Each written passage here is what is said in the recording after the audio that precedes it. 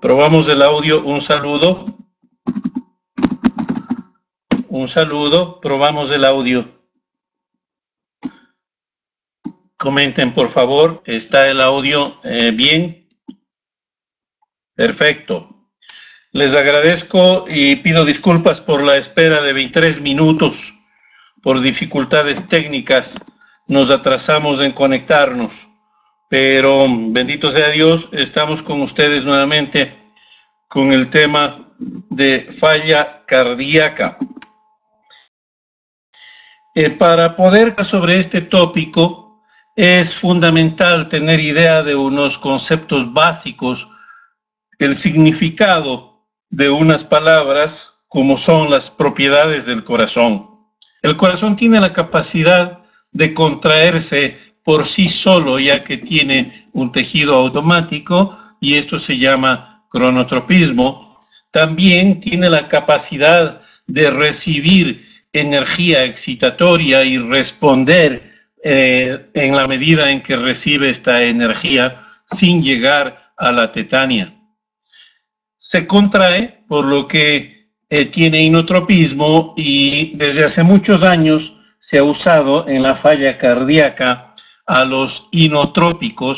De hecho, lo primero que se usó fue el digital de la planta Digitalis lanata hace muchos siglos ya, para estimular y aumentar el inotropismo, y a esos se llaman inotrópicos positivos.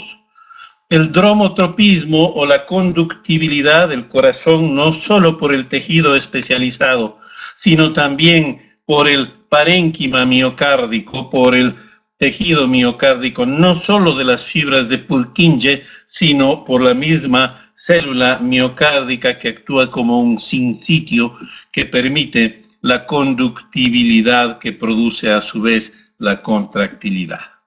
Una propiedad que se conoce desde hace unos 20 años es la capacidad de relajarse del corazón, que se llama lucitropismo, y la ecografía y una serie de mediciones hemodinámicas nos llevaron a comprender que el corazón puede fallar en esta propiedad, la incapacidad de relajarse, que es lo que se conoce como la falla cardíaca diastólica o la pérdida de la capacidad lucitrópica.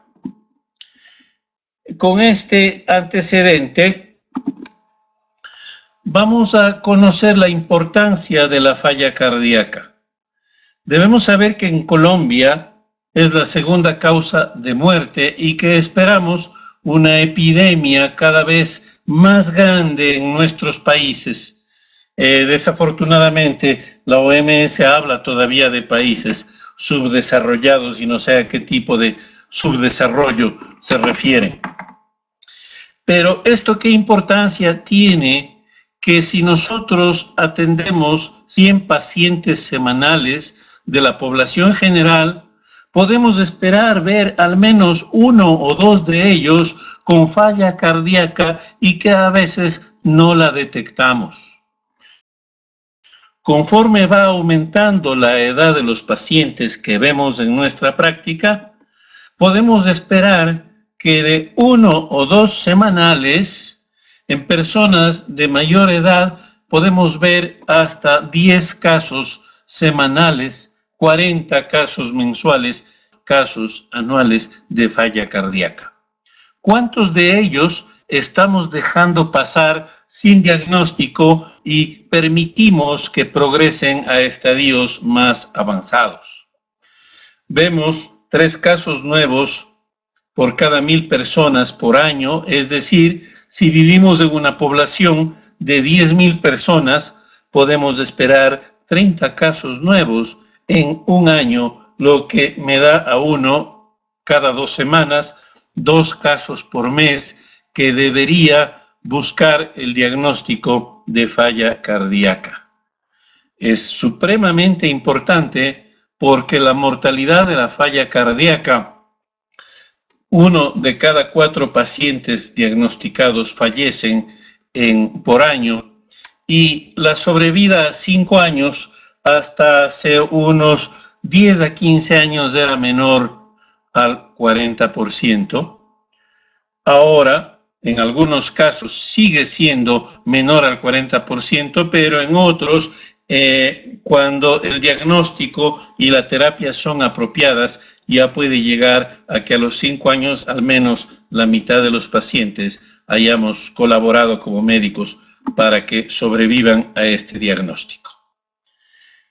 Esta enfermedad, que es conocida desde las épocas del emperador Adriano, hace 1800 años, 1900 años, todavía no ha terminado de definirse porque sigue encontrándose detalles patológicos novedosos, como algunos que voy a compartir con ustedes.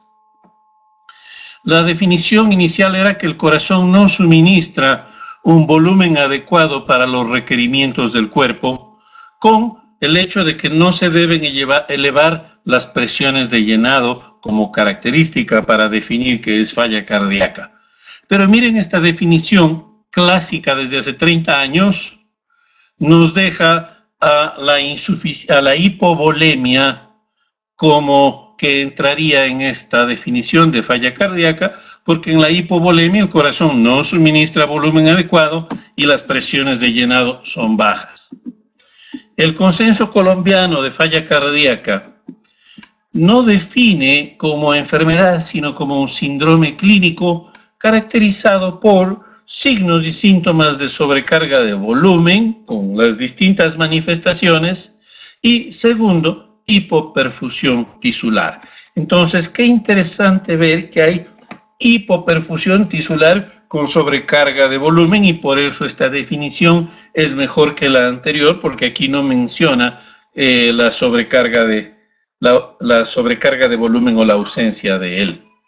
Es importante, ya en esta definición colombiana se reconoce que esta sobrecarga de volumen con hipoperfusión tisular desencadenan esa serie de respuestas, no solo renales y neurohumorales, sino también de la matrix extracelular del tejido conjuntivo de todo el cuerpo, en donde está el sistema linfoideo, que es el protagonista de la inflamación. Retrocedo un poquito. Las enfermedades del tejido conectivo, digamos los reumatismos vulgarmente, son enfermedades de la matrix extracelular, en donde juega un papel fundamental la inflamación. Pues resulta que la insuficiencia cardíaca también tiene que ver con el tejido conjuntivo o la matrix extracelular. Aquí comparto con ustedes la definición de la Sociedad Norteamericana de Corazón. Esta salió publicada en Circulation, creo que es el número 301, en julio 2013. También ya no nos habla de una enfermedad, sino de un síndrome clínico, de obvia complejidad, pero allí nos coloca que resulta de cualquier alteración que puede ser funcional o estructural, tanto del llenado como del vaciado ventricular. ¿Está bien el audio hasta allí? Detengo un momento para verificar el audio. Muy bien.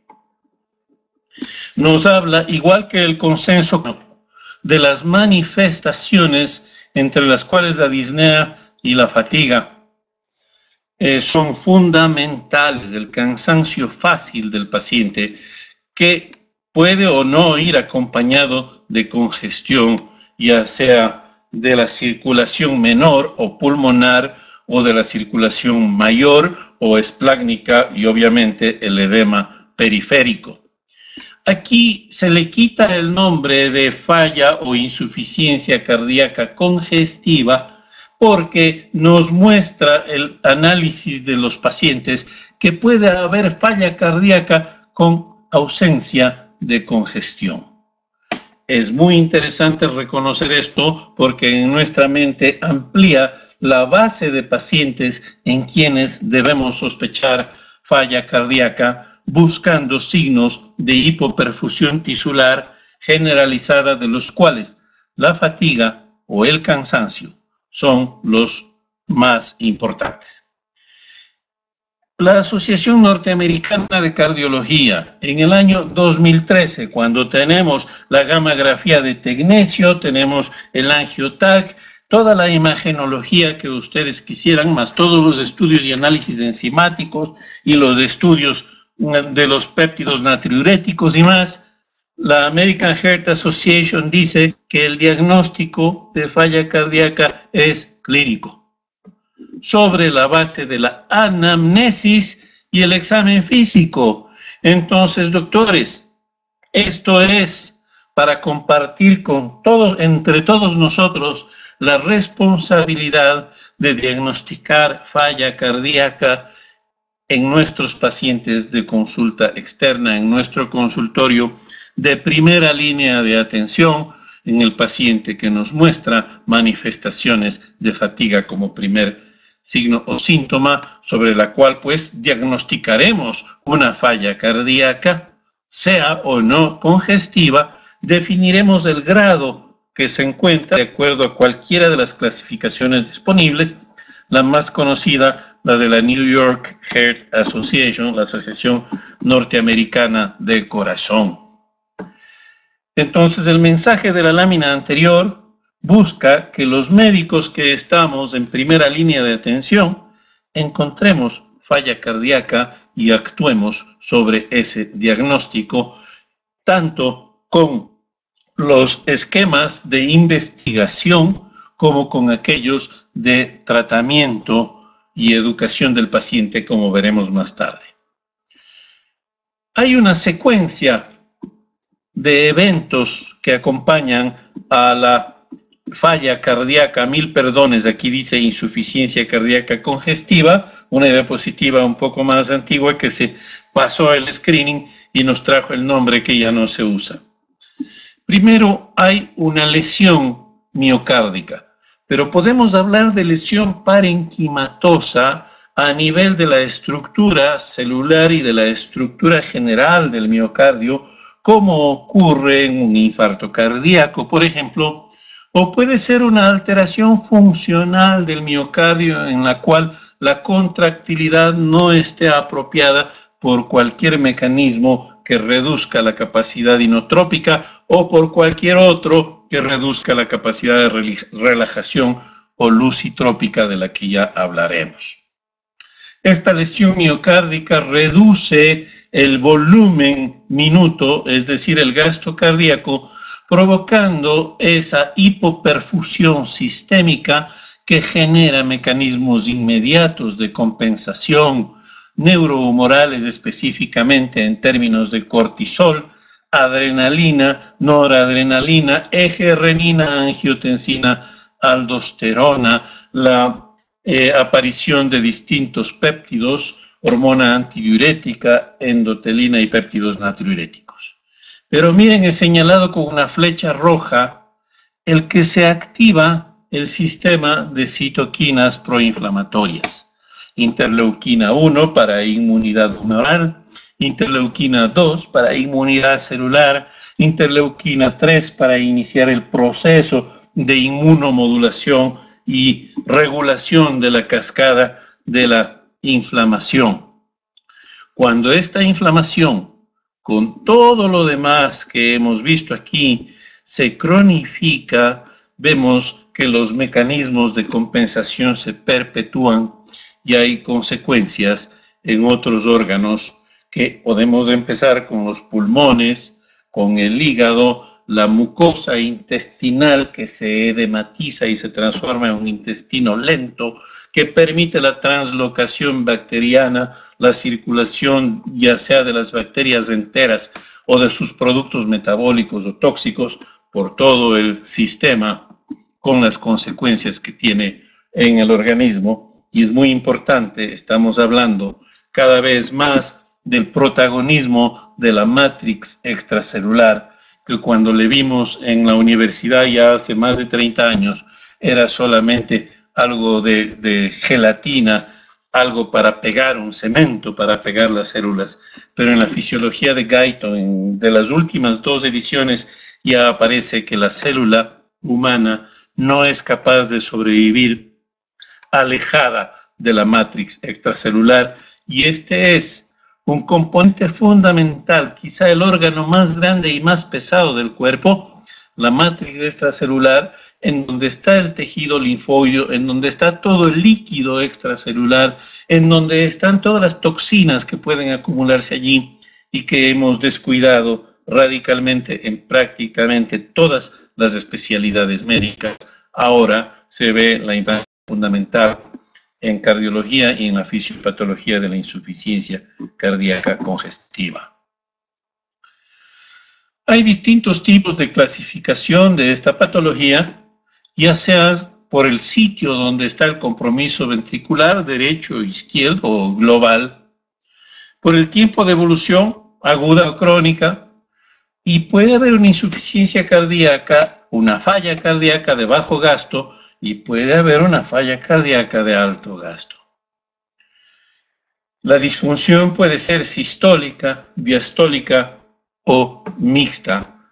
Entonces ustedes pueden ver que la complejidad de la falla cardíaca tiene que ser analizada ya con las pruebas de laboratorio, pero el diagnóstico inicial sigue siendo clínico. Aquí vemos nosotros la falla cardíaca con preservación de la fracción de eyección. En las primeras etapas de conocimiento de la falla cardíaca, se consideraba que la reducción de la fracción de eyección era lo fundamental, y es por eso que se usaban los inotrópicos positivos para tratar de aumentar la fracción de eyección del ventrículo izquierdo. Sin embargo, con el paso del tiempo, hemos visto que puede haber falla cardíaca con fracción de eyección normal, por encima de 40 o de 50. Hay gente que le llama la zona de penumbra entre los 40 y 45, pero en realidad, si es que tenemos un descenso de la fracción de eyección, pues ya tenemos una clasificación, pero más importante que las clasificaciones, colegas, es el estado del paciente.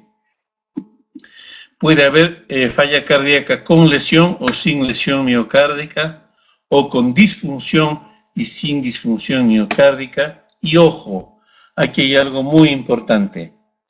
Puede haber disfunción de ventrículo izquierdo, pero totalmente asintomática, y esa es una de las razones por las que estamos empezando a pedir ecocardiograma en los pacientes con sintomatología menor, como un soplo que aparentemente puede ser fisiológico funcional, pero aprovechemos para pedir un ecocardiograma en una persona con mínima cantidad de síntomas, porque puede haber una falla cardíaca asintomática inclusive. Las causas de falla cardíaca, hay una lista de más de 15 cosas diferentes. Y veo algunas preguntas. Yo quisiera rogarles que hagamos preguntas al final, porque eso me permite concentrarme y transmitir la esencia del mensaje que quiero compartir con ustedes esta noche.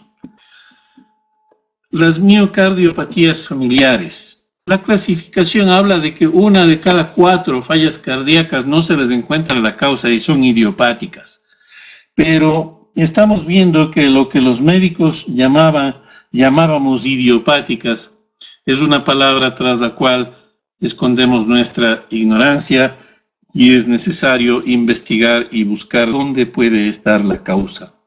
Miren, colegas, que en el momento actual hay más de 14.000 sustancias químicas diversas en nuestros alimentos cuyos efectos metabólicos a largo plazo no han sido investigados.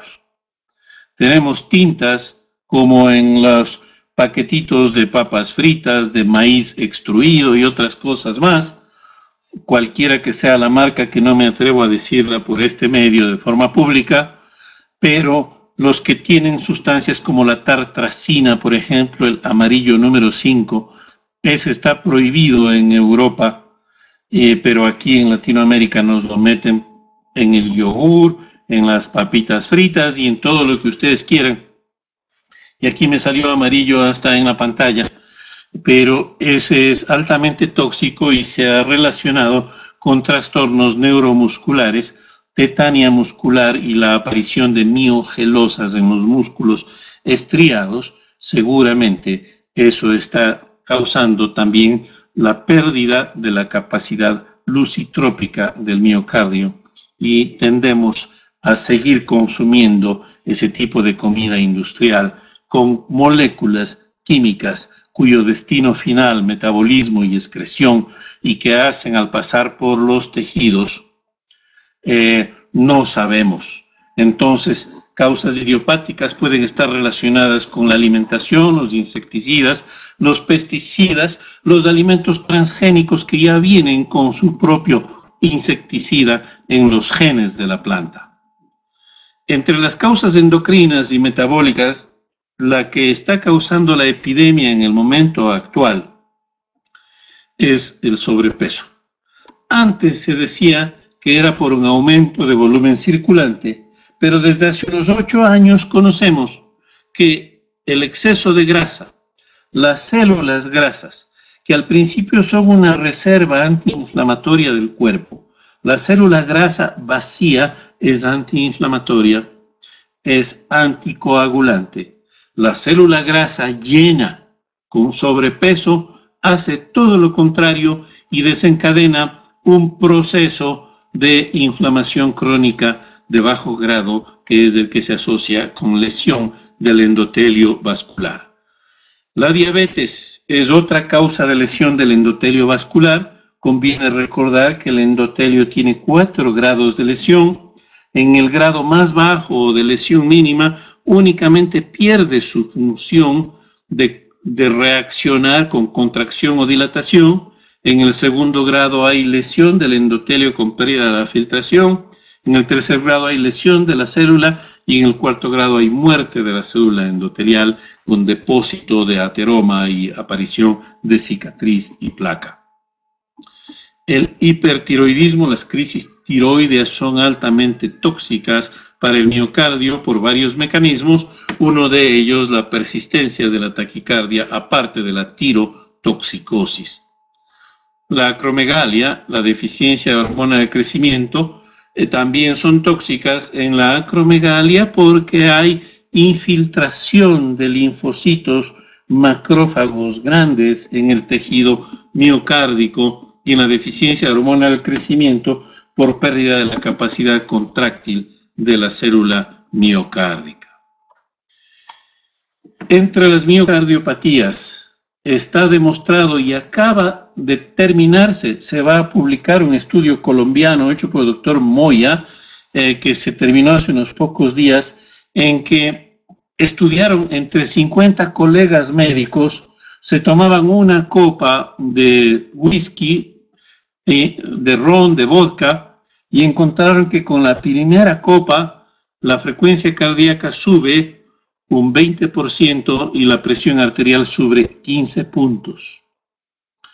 Los más tóxicos son el vodka y el tequila, siguen en toxicidad el ron, el whisky y los licores de caña, y en tercer nivel de toxicidad, quiere decir que en la segunda copa ya produce la hipertensión arterial, el alcohol, el vino y la cerveza. Hemos visto miocardiopatía alcohólica, hemos diagnosticado en colegas miocardiopatía alcohólica, sabemos que el alcohol es producto de la digestión de las bacterias que digieren los azúcares y como excremento eliminan el alcohol que les es tóxico, por eso el alcohol mata a las bacterias. No se ha demostrado ningún efecto benéfico del alcohol para el cuerpo humano y la leve y transitoria sensación de euforia, muchas veces vergonzosa, que acompaña el consumo de alcohol, viene luego con la factura bien grande que produce la resaca o el guayabo, o como le quieran llamar, pero que es resultado de una toxicidad celular generalizada. La cocaína también produce una severa miocardiopatía que acorta la vida de los cocainómanos por debajo de los 40 años, y cuando se usa pasta base de cocaína, a veces mezclada con polvo de ladrillo, o se fuma hasta el final, pasan pequeñas chispas con la inspiración y va a producir también neumopatía bulosa por quemadura del parénquima pulmonar. La cardiotoxicidad por quimioterapia es muy conocida, hemos visto algunos casos en que se coloca un catéter central que va directo al ventrículo y eso produce fallas cardíacas muy severas cuando se administra directamente al ventrículo la quimioterapia. Medicamentos como la ritalina, las anfetaminas, los antipalúdicos, los corticoides pueden producir toxicidad cardíaca. La anorexia, la deficiencia de tiamina, de levocarnitina también pueden producir miocardiopatía nutricional. La taquicardia persistente produce lesión miocárdica. Las inflamatorias e infecciosas, encontramos bacterianas, virales, etc. Y una muy importante que cada vez tiene más connotaciones es la del síndrome de permeabilidad intestinal anormal.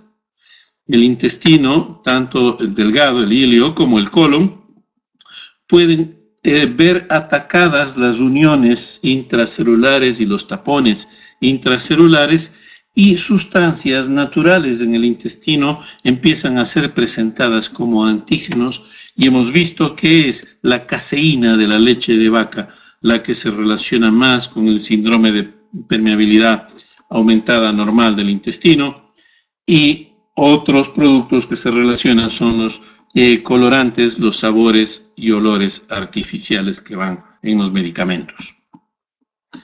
¿Qué nos protege del síndrome de permeabilidad intestinal aumentada y que se está considerando en la actualidad en el manejo de muchas patologías?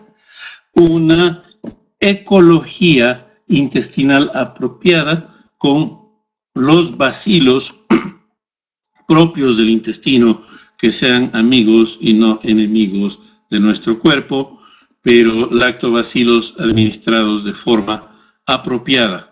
Estos empiezan desde el momento del parto. Cuando el niño atraviesa el canal de parto, se expone a las excreciones intestinales y urinarias de la madre y recibe la primera colonización con las bacterias que van a ser sus amigas toda la vida. La cesárea evita esa colonización. La lactancia materna. Es fundamental que la madre no se lave los senos antes de lactar, sino después, porque la colonización de la piel de los pezones maternos es con lactobacilos que son útiles para el niño. Vemos allí que hay una serie de sustancias que se relacionan con toxicidad cardíaca, y aquí hay algunas que a los médicos de urgencias les encanta usar, como la dobutamina y la dopamina, son altamente tóxicas del miocardio y la dopamina lo es del riñón.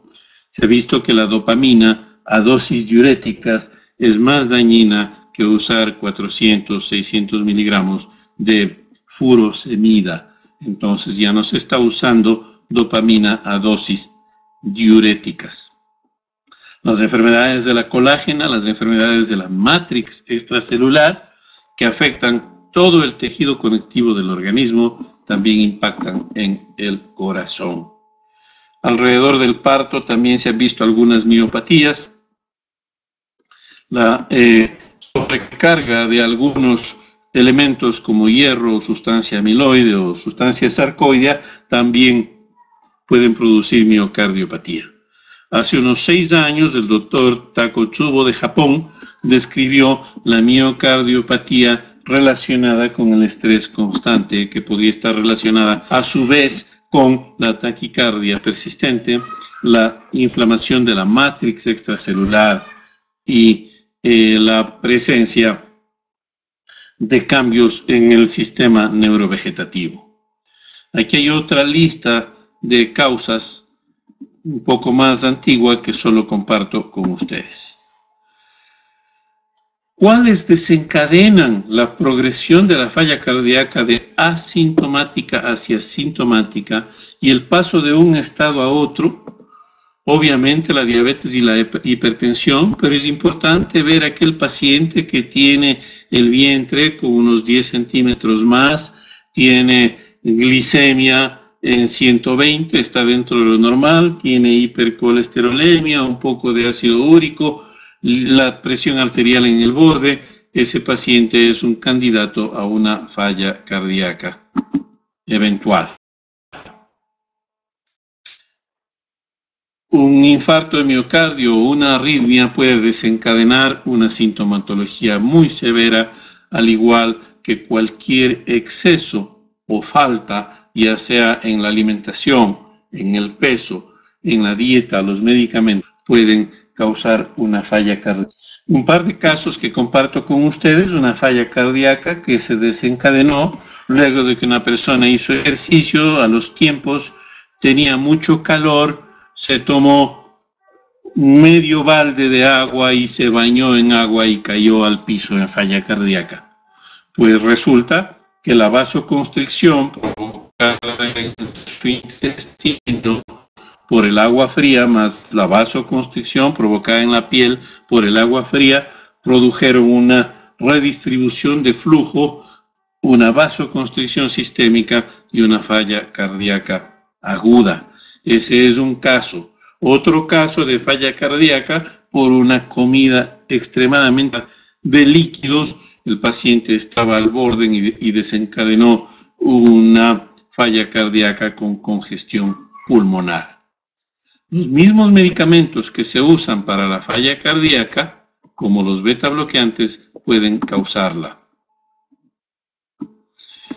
Esta es una clasificación muy conocida, la de la New York Heart Association, que vemos grado 1, no se nota; grado 2, tiene síntomas con el ejercicio más o menos grande, similar, pero algo menor a lo que está acostumbrado. La grado 3 tiene síntomas con actividad física menor, y la grado 4 es cuando aparece síntomas de fatiga o disnea cuando está en reposo. Los criterios de Framingham, los criterios mayores de disnea paroxística nocturna u ortopnea, ingurgitación yugular, que es muy fácil de darse cuenta. El tercer ruido: no se olvide de escuchar el corazón de su paciente con atención. En lugar de oír tum-tum, tum-tum, oímos turup-tum, turup-tum, turup-tum. Eso nos habla de un tercer ruido, de un ruido de galope, y es muy claro un signo mayor cardinal de falla cardíaca. Entre los criterios menores, nunca se olvide de palpar el borde del hígado de su paciente, nunca se olvide de auscultar los pulmones, y si encuentra una reducción del murmullo vesicular en una de las bases, percuta. Y una vez que encuentra en la percusión que hay un derrame, pida la radiografía. No es conveniente pedir pruebas de laboratorio que uno sabe que van a salir normales para salir del paso. Hay que pedir pruebas de laboratorio como la placa simple de tórax, consciente de qué es lo que se va a encontrar para confirmar. Claro que la radiología torácica termina con la semiología del pulmón, ya no es necesario. Sin embargo, en el consultorio la semiología es fundamental. Una pérdida brusca de peso puede indicarnos que el paciente está reteniendo líquidos por falla cardíaca y nos debe conducir a sospecharlo. Pero miren, es muy importante: en pacientes ancianos los cuadros confusionales pueden ser sugerentes, de hecho son sugerentes de una falla cardíaca. Esta lámina lo único que enfatiza es que esta enfermedad es progresiva, y si al principio es únicamente funcional, como en el estadio A, acaba habiendo lesión cardíaca por cualquier razón, acaba habiendo un remodelamiento cardíaco y termina en un cambio radical neurohumoral y fisiológico que requiere ya intervención especializada. Esto, el estadio D, es lo último. En la primera línea de atención tenemos que estar aquí en la barrera de contención de la progresión de la falla cardíaca, y ya vamos a ver cuáles son las recomendaciones de la AJA. Los exámenes paraclínicos son muchos, pero no son imprescindibles. Hay que hacer ecocardiograma, que quizás sea lo más importante, y todo lo demás nos sirve para verificar el impacto sistémico de la falla cardíaca. En el tratamiento, la restricción del sodio sigue siendo lo fundamental, pero aquí hay una gran controversia que habla de hasta cuándo restringir el sodio. Entonces, clásicamente se dice de 2 gramos, 3 gramos máximo de sal. Si la falla es severa, máximo 2 gramos. En México murió en el año 2002 el doctor Demetrio Sodi Pallares, quien es no es directamente el inventor de la solución polarizante de Sodi. Él la diseminó, pero eso lo inventó un francés por el 1940, por allí. Pero este doctor decía que hay que bajarle a 150 miligramos de sodio máximo, y ustedes pueden encontrar la dieta de Sodi en internet, adecuada ya a sus países seguramente. Aquí tenemos una en Colombia que es adecuada por la Corpas para la alimentación habitual de Colombia. El doctor Sodi pedía usar 2 gramos de potasio y máximo 150 miligramos de sodio, con lo que en muchos casos controló la falla cardíaca de muchos pacientes. El doctor Sodi no hacía estudios clínicos aleatorios doble ciego, y un médico que llegó a ser paciente del doctor Sodi le reclamó eso. Entonces el doctor Sodi le dijo: bueno, empecemos con usted y que usted sea mi grupo control. ¿Le parece? Que a usted no le damos la dieta y no le damos el tratamiento que vino a buscar. Entonces con eso bloqueó un poco el afán de este médico específico de buscar estudios doble ciego de la dieta de Sodi. Sin embargo, la hemos usado en pacientes y hemos encontrado de muchísima utilidad. La restricción de líquidos es importante en las primeras etapas, especialmente cuando la falla cardíaca ha impactado la función renal, pero luego veremos que más importante que la restricción de líquidos es la restricción de sodio. De primera línea para la falla cardíaca, especialmente si es que hay evidente retención de líquidos, son los diuréticos. Y no hay vuelta que darle. De primera línea, cuando se empieza el manejo de falla cardíaca, los diuréticos son imprescindibles, especialmente aquellos que eliminan sodio. Ahora, aquí viene la pregunta que no la hizo el doctor Sodi, pero que la hago yo y se las hago a mis pacientes. Les digo, le voy a dar un producto para sacar sal de su cuerpo, y eso se lo va a tomar de por vida, a no ser que usted reduzca la cantidad de sal. Entonces, si va a meter sal a su cuerpo, necesita diurético. Pero si no va a meter sal en su cuerpo, no necesita diurético. Y si no quiere meter sal, la dieta de Sodi le es muy útil.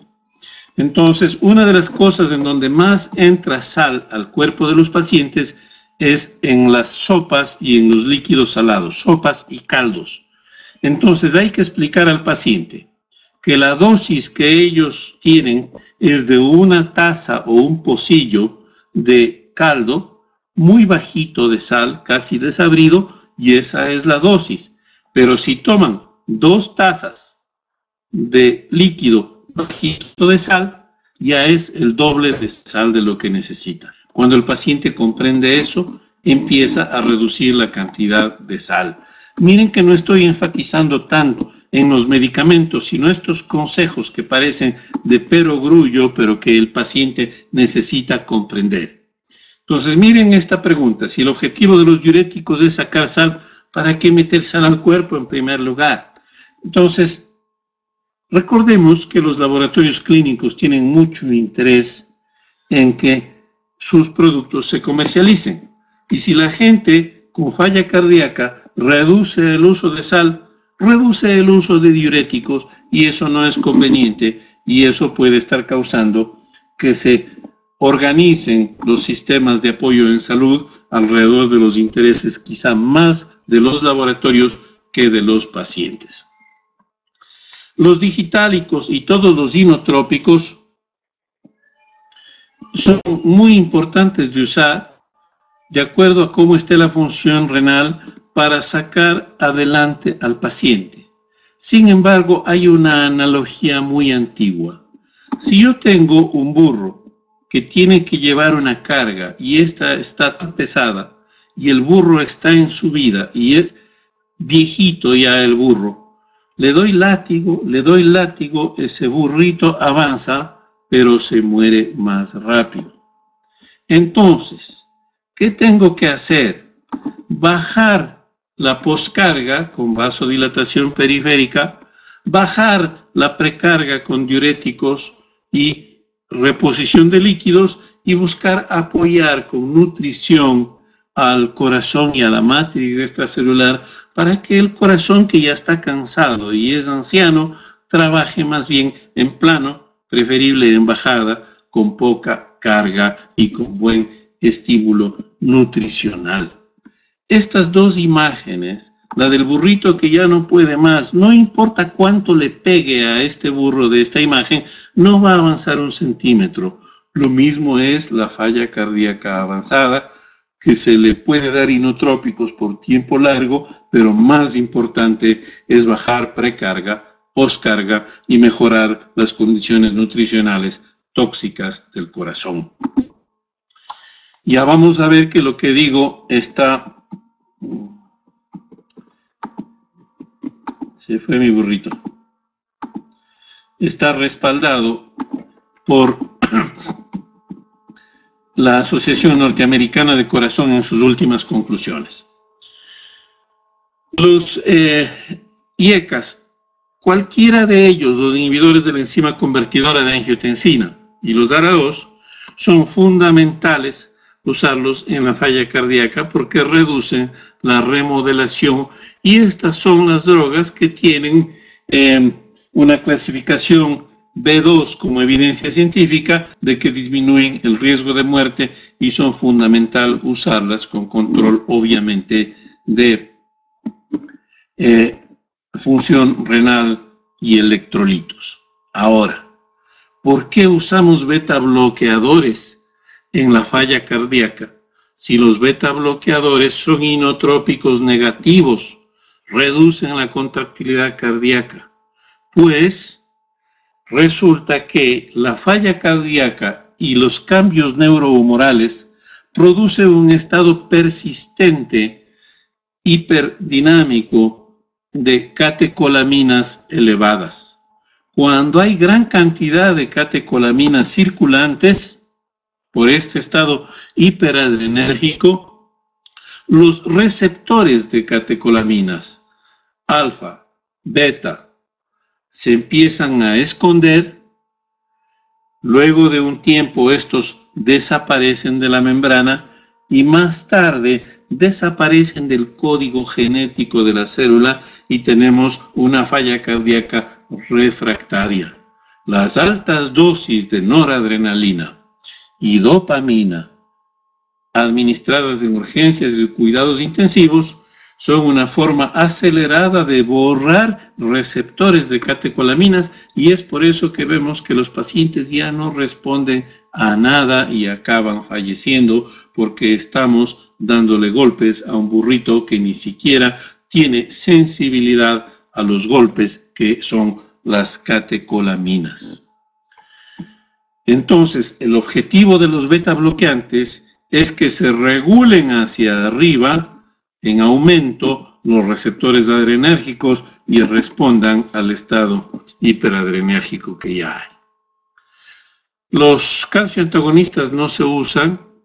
La amilorida, el triamtereno, la espironolactona son muy útiles a dosis bajas. Las tabletas de ellos vienen de 25 miligramos, usamos media tableta 12.5. Se ha visto que los ácidos grasos esenciales omega 3, que antes eran despreciados por los cardiólogos, ahora se ha visto que tienen una reducción del 10% de la mortalidad a 5 años cuando se administran a dosis adecuadas y cuando se garantiza que no tengan metales pesados obtenidos de los peces marinos de este mar tan contaminado en el que vivimos ahora. Usualmente el contaminante de los omega 3 de bajo precio es el mercurio metálico diluido en el aceite. Las estatinas no tienen ningún valor para la falla cardíaca. Simvastatina, lovastatina, atorvastatina, peor el genfibrosilo, por dos motivos. Primero, porque pueden producir lesión muscular. Acuérdense que hay miopatías asociadas con estatinas, y si atacan el músculo liso también es muy posible que ataquen el sinsitio miocárdico. En segundo lugar, las estatinas son útiles únicamente para los estados de dislipidemia que lo requieren. Entonces, si la falla cardíaca es sin dislipidemia, no tiene que usar estatinas, los anticoagulantes cuando hay fibrilación auricular. Aquí vemos una lámina que algo sugiere el uso de algunos medicamentos como los IECAS, como los diuréticos, etcétera, que eso está en cualquier parte. Sin embargo, es importante darnos cuenta que incluso en las mejores instituciones hay problemas. Este es un algoritmo que saqué de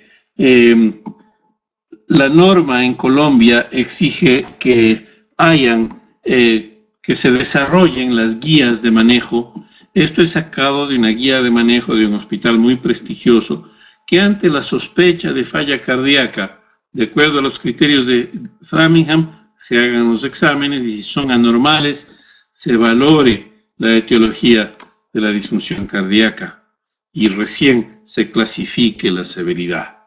Miren ustedes cómo esta guía trata de quitarle al médico su función.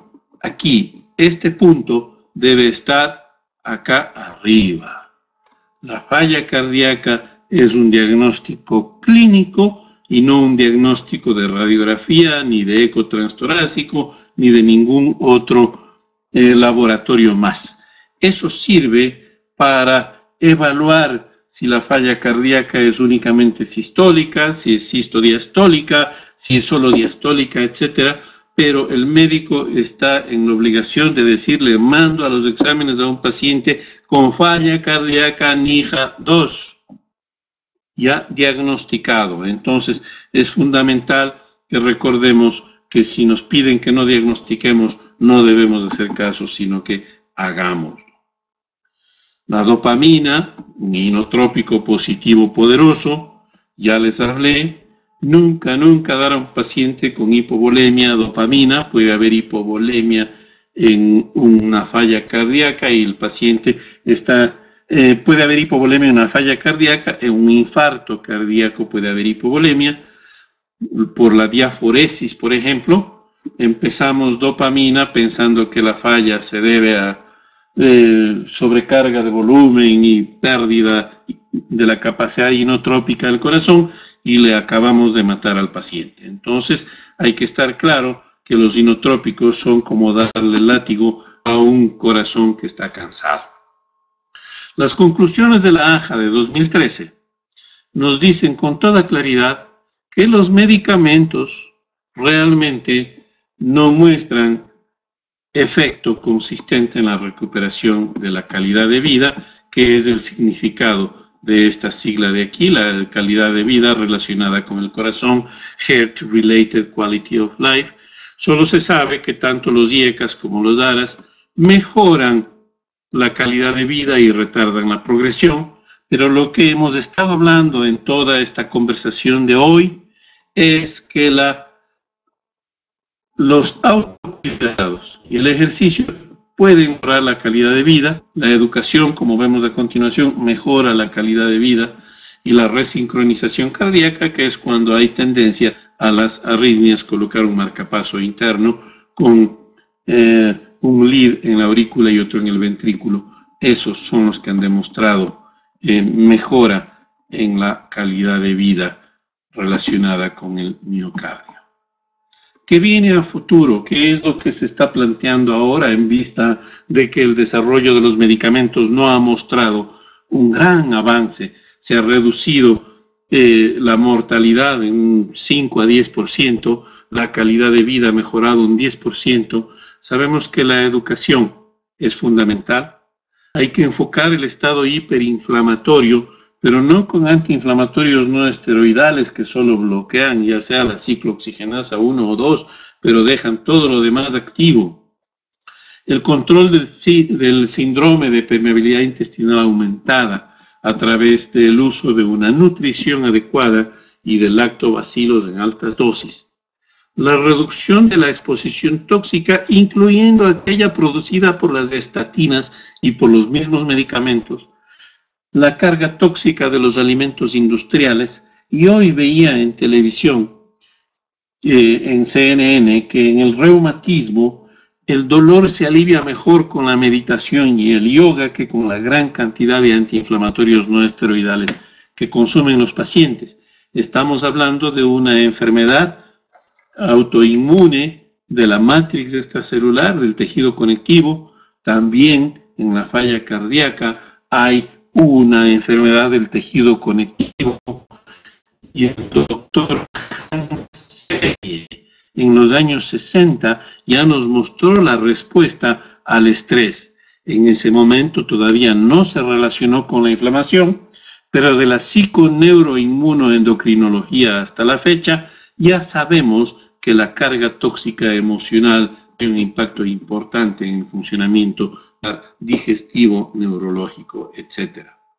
Saber que la falla cardíaca no es una enfermedad cardíaca, sino una enfermedad sistémica que requiere que el enfoque esté sobre todos los órganos del cuerpo, empezando por la nutrición, el ejercicio, la calidad de la nutrición. Ahora se está hablando de la nutrición ortomolecular con sustancias como magnesio, distintos tipos de vitaminas, que eso es objeto de un simposio completo. Entonces, en resumen, diagnostique la falla cardíaca en sus etapas primarias. Si usted está trabajando con adultos, 1 o 2 pacientes semanales pueden tener falla cardíaca y se le están pasando por alto. Clasifique la falla cardíaca en su consultorio, envíe a hacer exámenes con diagnóstico de falla cardíaca para caracterizarla y considere los medicamentos para cada caso, pero a sabiendas de que más impactará usted con la educación adecuada del paciente, con reclutarlo hacia un estilo de vida más sano, y que el escribir la fórmula de medicamentos solo tiene un impacto de 10 a 20% en la calidad de vida, mientras que el 80% restante tiene que ver con cómo usted educa y enseña al paciente a vivir mejor. Esto es lo que quería compartir con ustedes. Llevamos 50 minutos de conferencia. En este momento recibo sus preguntas. Y agradezco su atención. ¿Cómo me pasan a pantalla completa las preguntas para que sea más fácil? Johan, si me hace el favor. Gracias.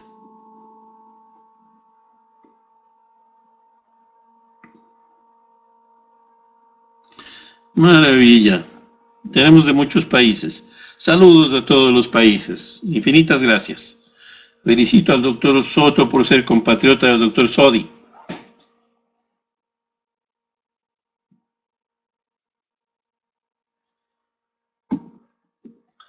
Gracias a todos ustedes. Saludos a Perú.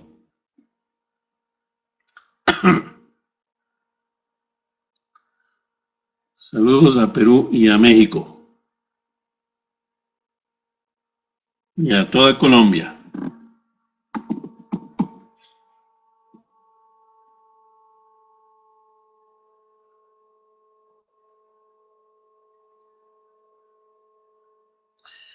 Paciente de 70 años con dolor torácico. Recordemos que la primera causa de dolor torácico es muscular, la segunda causa de dolor torácico es condrocostal, como el síndrome de Tietze. Revise, por favor, palpe cómo está los pectorales mayores y menores, presione los puntos de inserción de los pectorales y si hay dolor allí es un problema muscular. Presione las costillas y si hay dolor allí es una costocondritis. El tratamiento es diferente en los dos casos. En tercer lugar es la isquemia miocárdica. A los 70 años, exacto, si tiene fibromialgia, esa es la causa del dolor torácico, haga desintoxicación y drenaje y luego de eso aplique, puede ser ampollas de Traumel directamente en los puntos dolorosos de los músculos y ese paciente se va a aliviar su dolor torácico.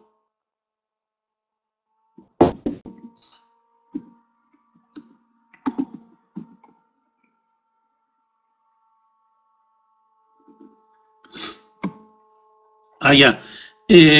Creo que no se debe, y si yo uso con frecuencia la palabra manejo, pero ya me han regañado porque no se trata de un coche, sino de una vida, de una persona, y yo creo que es mejor no decir manejo, sino enfoque terapéutico, perdón por ese error. Estamos trabajando en el área neurohumoral con los beta bloqueantes. Los beta bloqueantes van directo, sabemos que adrenalina, noradrenalina son neurotransmisores que actúan a nivel periférico, sabemos de la reducción de receptores y si usamos beta bloqueantes estamos quitando el estado hiperadrenérgico y lo que ocurre a nivel genético celular. Si tiene isquemia supraventricular, entonces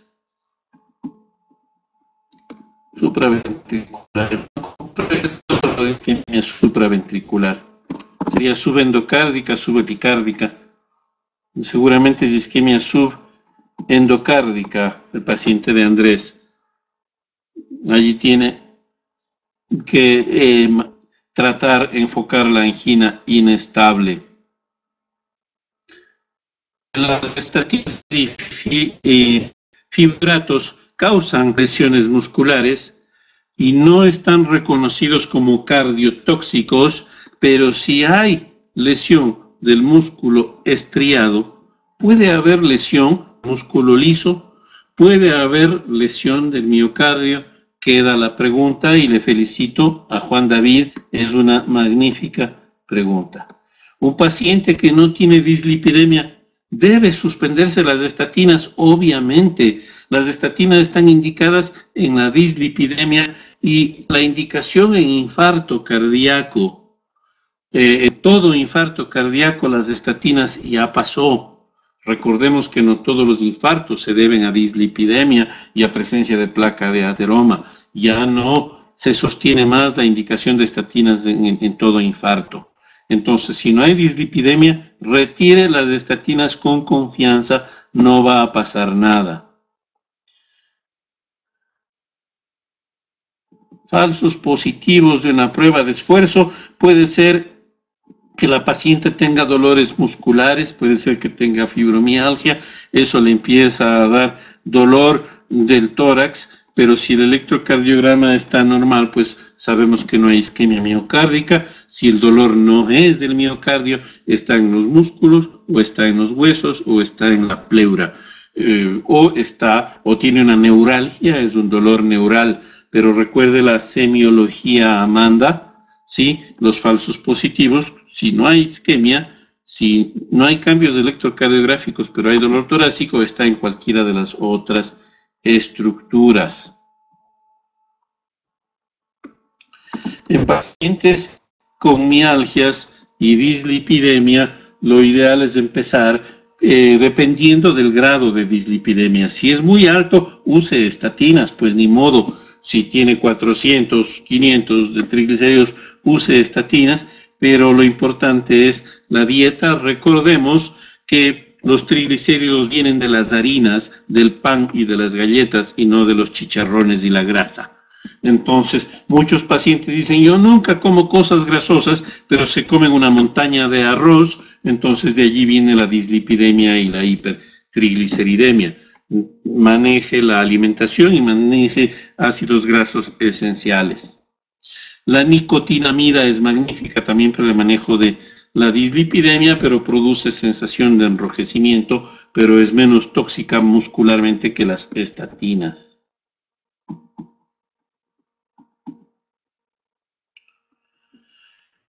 El manejo óptimo inicial para el paciente de urgencias, Andrés o Andrea, es obviamente sacarle líquidos con furosemida, manteniendo control de electrolitos. Ese paciente está hiperadrenérgico, empieza beta bloqueantes. Si la falla cardíaca es muy importante, grado 3 o grado 4, use carvedilol 625 miligramos, una primera dosis. Si no, puede usar metoprolol de liberación lenta, que son los más usados en la falla cardíaca. Disnea de pequeños esfuerzos, dolor y edema unilateral. Si el edema es unilateral, el problema está en otra cosa, ya sea en los tejidos blandos o en el sistema vascular del miembro. Está con una muy buena saturación de oxígeno esta paciente. El problema no es cardiovascular central, sino vascular periférico. Un eco dúplex de la pierna le va a ayudar a Efraín con ese paciente. Efraín, trombosis venosa profunda, claro, el eco, si esa es una buena opción diagnóstica, el eco dúplex es el que tiene que hacer. Y si ya está con warfarina, eso no quita que tenga trombosis venosa profunda. Recuerde que no es solamente el sistema de coagulación, sino el endotelio vascular que puede estar lesionado y provocar la trombosis venosa profunda a pesar de del anticoagulante. La hidroclorotiazida 25 miligramos no son diuréticos potentes y no producen hipovolemia en realidad, porque se activan los otros mecanismos. Recordemos que este diurético no tiene la potencia suficiente para provocar hipovolemia. Se ha visto que 25 miligramos diarios no mejora la calidad de la respuesta terapéutica, pero aumenta la toxicidad. Por eso la recomendación es dosis baja, Andrea.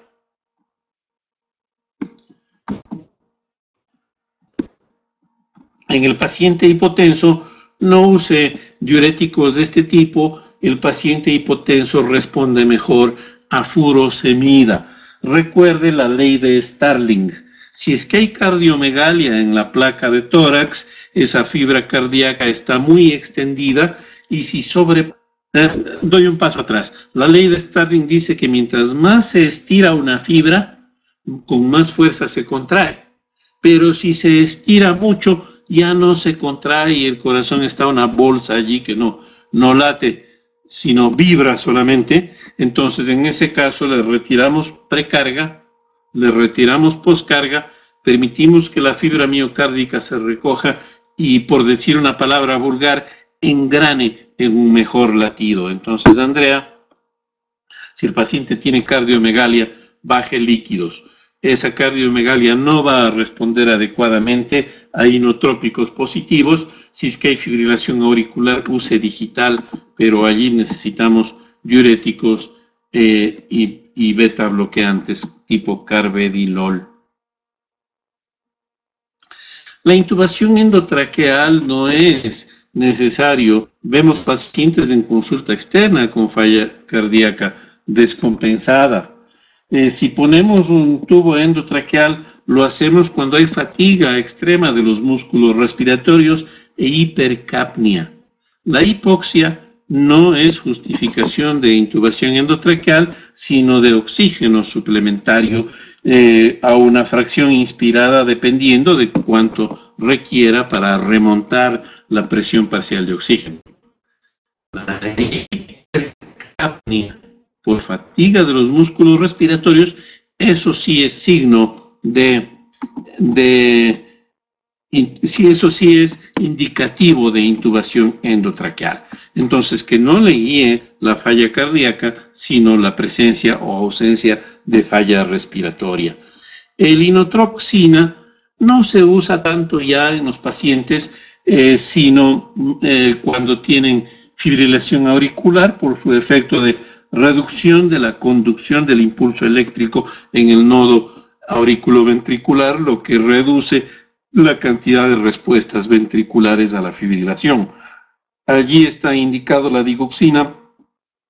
El inotrópico que se buscó usar es el levosimendan, lo voy a escribir aquí, que es un sensibilizador de los canales de calcio, que inicialmente no da muchos efectos adversos, pero que tiene una duración muy prolongada y es un inotrópico muy duradero, como de un mes, entonces no se lo usa mucho.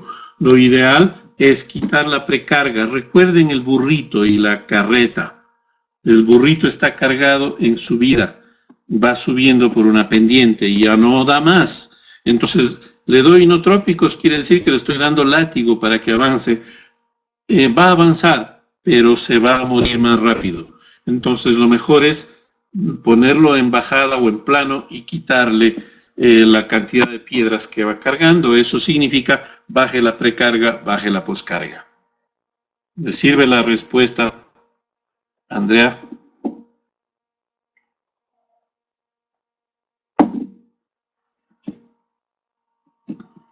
Bien.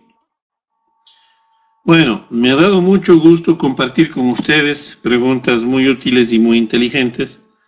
Les agradezco su atención y me despido con mucho cariño. Es muy antigua la analogía de esto. Un abrazo para todos los escuchas, ¿cómo se dice? Web escuchas, los que están escuchando por la web.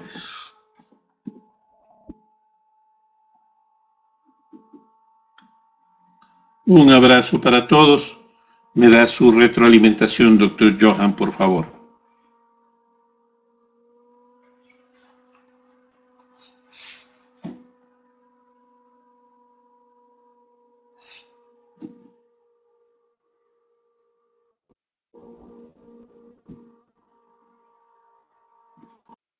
Preguntas o inquietudes, les dejo mi correo electrónico.